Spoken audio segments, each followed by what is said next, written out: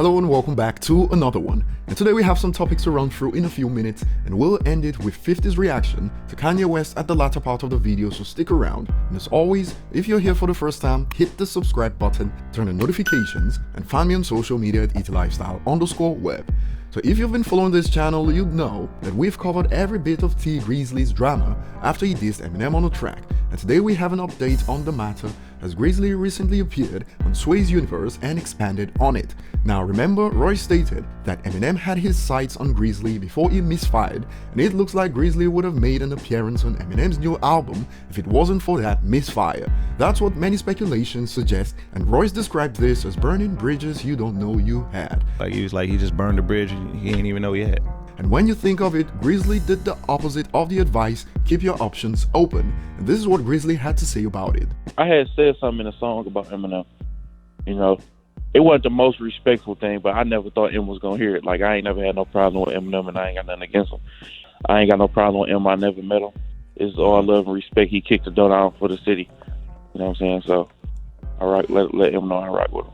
As you heard, he never knew that word was gonna reach Eminem, and this was bizarre on Instagram earlier this year, talking about Detroit rappers running their mouths so soon. So by me being an OG, I tell y'all local rappers all the time, like, you never know who paying attention to you, you never know who watching.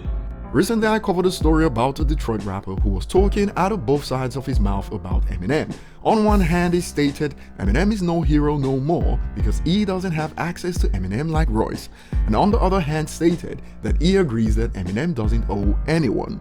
Now it's safe to say that these rappers didn't take Bizarre's advice about watching your mouth because you don't know who's listening sometimes, and since Eminem quote-unquote doesn't leave the house much, he has enough time to look around and see what's going on. And now that Grizzley has clarified again that he didn't mean to disrespect Eminem, what do you think the future holds moving forward? Do you think a collaboration will happen in the future? And while you ponder on that, we move on to the next topic at hand. There's been a lot of talk about the first half of Eminem's mainstream career versus post-hiatus Eminem, and in a tweet that's no longer available on Twitter, a user brought this over to Crook, and Crook dropped his take on old Eminem versus M today, and it states, "From a technical standpoint, he's better now than he's ever been, but I know some non-rap writers would probably think differently."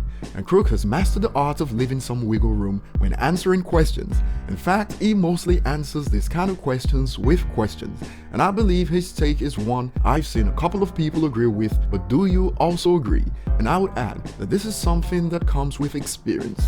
There's a lot more to talk about when you're fresh on the scene compared to when you've stayed at the top for over 20 years. But the songs from Music to Be Murdered By prove that Eminem got what it takes to remain consistent, especially when you take nostalgia into consideration. And when it comes to the talk about retirement, a user asked a good question for those who want Eminem to retire. Do you plan to retire in your 40s? And added, any other job, including others in the entertainment industry, you wouldn't be suggesting retirement to someone in their 40s. And to expand on this, Paul McCartney, former member of the Beatles, is 78 years old and dropped an album in 2018 that went #1 in the United States. Moving on to the next topic at hand, Kanye West is on a streak of losing friends by the day. I say this because even Pitchfork, that looked to always bow to Kanye, looked to have had enough. For instance, Kanye's last album, JRK, generally received mixed reviews from fans and critics, but Pitchfork came in to save the day with a rating of 72, and to put things in perspective, they gave Recovery a rating of 28, so they've generally been in Kanye's corner until now. Check this out. A few songs, a crap clothing line, and an even more crap announcement to run for office, it is clear that Kanye stands for absolutely nothing, and they are getting roasted in the comments section since absolutely nothing could also describe their knowledge of music in general.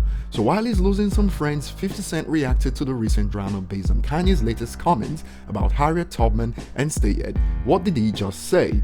This is all Jay-Z's fault, Kanye's first rally, LOL, and the user expanded on it in regards to Kanye's statement, because what he's saying goes against what we were taught, people are taking offense, but the truth is never easy.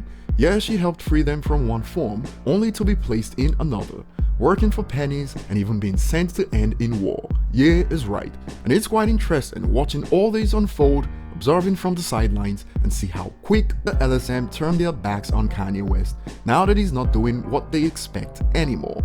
It will be interesting to see how they receive his next album, and as they remember the swift drop in ratings when Kanye decided to go against them the first time.